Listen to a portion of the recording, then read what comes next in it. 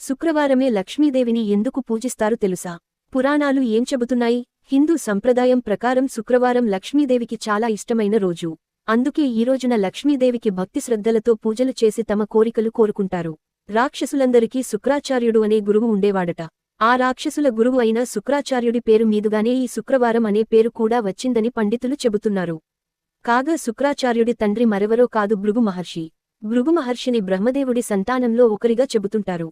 ఆ విధంగా లక్ష్మీదేవికి శుక్రాచార్యుడు సోదరుడు అవుతాడు.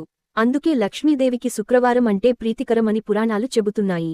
అలా శుక్రవారం లక్ష్మీదేవికి అంకితమైంది. ప్రీతికరమైన శుక్రవారం రోజున అమ్మవారిని భక్తి శ్రద్ధలతో పూజించడం వల్ల ఆర్థిక సమస్యలు దూరం అవ్వడంతో పాటుగా లక్ష్మీదేవి అనుగ్రహం లభిస్తుందని భక్తులు విశ్వసిస్తూ ఉంటారు. ఆవు పాలు, తాజా పూలు, పసుపు, కుంకుమ, దీపం, గోవు, ధనం, ధాన్యం, బంగారం, వెండి, జీలకర్ర, ఉప్పు ఇవన్నీ